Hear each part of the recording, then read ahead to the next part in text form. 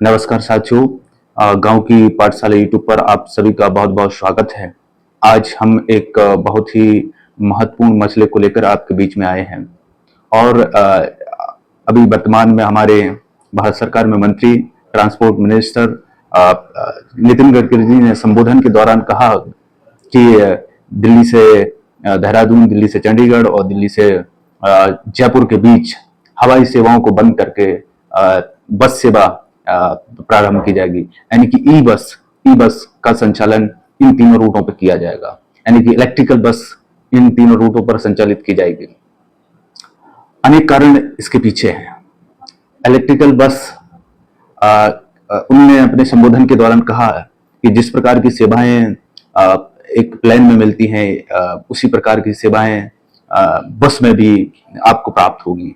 जैसे कि छोटी छोटी जो चीजें होती हैं या एयरप्लेन में एयर होस्टेस होती हैं, उसी प्रकार से बस में भी बस हॉस्टेस होंगे और वो आप सबको जैसी चाय पानी की नाश्ता की व्यवस्था करनी होती वो व्यवस्था है। ये तो सामान्य पहलू की चर्चा है, लेकिन क्रक्स क्या है इस संबोधन में ये टॉपिक उठाने का? मेरा मानना है कि पर्यावरणीय इशू और आज के विषय में एक पेचीदा विषय बन गया है। आज के समय में ग्लोबल वार्मिंग, कार्बन इमिशन, अनेक अनेक पर्यावरणीय चुनौतियां पेश हो रही हैं मानव के लिए। तो ऐसे में मानव को ही इनके समाधान ढूंढने पड़ेंगे। मेरे प्यारे दोस्तों, जैसा कि आप जानते हैं कि आज का जो परिवहन है, वर्तमान का जो आधुनिक समय का अभी का जो परिवहन है, वो फ्यूल बेस्ड है। फ्यूल अगर परिवहन में फ्यूल उपयोग होता है तो कहीं ना कहीं कार्बन इमिशन होता है। और कार्बन इमिशन जैसे कार्बन डाइऑक्साइड, कार्बन मोनोऑक्साइड, इस प्रकार के पॉल्यूटेंट निकल के आते हैं और पर्यावरण को प्रदूषित करते हैं। और ये पॉल्यूटेंट बहुत मात्रा में परिवहन या व्हीकल से निकलते हैं। तो क्यों ना हम ऐसे प्रिवेंटिव मेजर लें कि इस प्रकार का प्रदूषण ना हो। तो सबसे अगर एक मेन मोटो यही है कि जो इलेक्ट्रिकल बस हैं वो एयरप्लेन या हवाई यात्राओं के बदले में ई बसेस उपयोग की जाएंगी। उसका मेन यही रीजन है कि पर्यावरण को हम बचा सकें, पर्यावरण को हम सुरक्षित कर सकें। और बहुत सारे कारण हैं। सबसे पहले तो ये है कि कुछ साइंटिस्ट हैं या जो परिवहन के क्षेत्र में विशेषज्ञता रखते हैं, तो उन्होंने भी इस क्षेत्र के लिए इसके लिए कहा है कि अगर आप इलेक्ट्रिकल बस का उपयोग करेंगे तो आपकी जो परिवहन कॉस्ट है वो भी घटेगी। यात्रियों के लिए लो कॉस्ट में परिवहन की सुविधाएं भी प्राप्त होंगी। इसके साथ ही जीरो इमिशन होगा, यानी कि जीरो कार्बन इमिशन होगा, तो पर्यावरण के लिए भी हानि कम होगी। इसके साथ ही जो फ्यूल बेस्ड ट्रांसपोर्ट होता है, फ्यूल बेस्ड व्हीकल चलते हैं, तो उनके लिए हमें तेल की भी जरूरत नहीं होगी।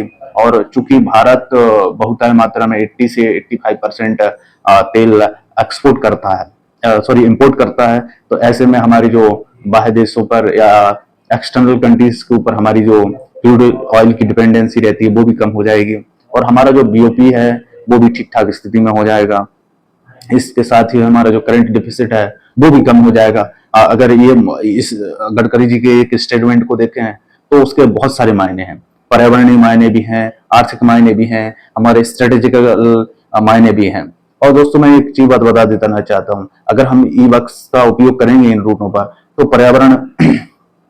पर्यावरण प्रदूषण तो कम होगा ही होगा।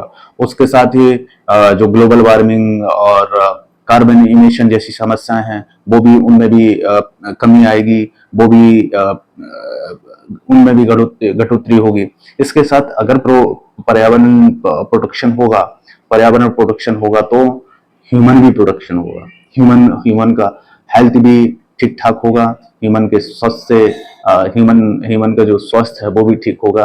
और अंततः ये जो सारा उनका संबोधन था, कोई एक बात को लेकर के नहीं था। उनके संबोधन में वास्तव में हॉलिस्टिक अप्रोच छिपी हुई। तो उनके स्टेटमेंट को गलत ना लें कि इन रूटों पर यात्राएं नहीं होगी, हवाई यात्राएं नहीं होगी, नहीं, ऐसा कुछ नहीं है। समुचित और आपको अल्टरनेटिव मेथड जो भी ट्रांसपोर्ट के होंगे जो भी पैसेंजर के लिए भी होंगे वो उचित पैसेंजर के लिए ट्रांसपोर्ट की सुविधाएं उपलब्ध कराई जाएंगी।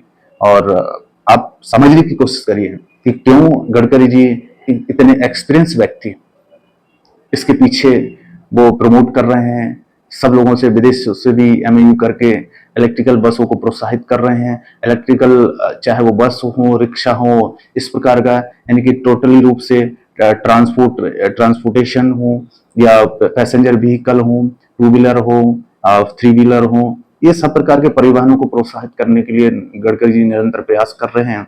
और मैं मानता हूं कि आम पब्लिक को इसको सहर्ष स्वीकार भी करना चाहिए, क्योंकि अगर पर्यावरण सुरक्षित रहेगा तो मानव सुरक्षित रहेगा, मानव सुरक्षित रहेगा तो मानव का हेल्थ भी सुरक्षित रहेगा। इस प्रकार के जो मुद्दे हैं आप समझने की कोशिश करें, क्योंकि बहुत महत्वपूर्ण मुद्दे होते हैं। इसी के साथ मैं इस वीडियो से विदा लेता हूं।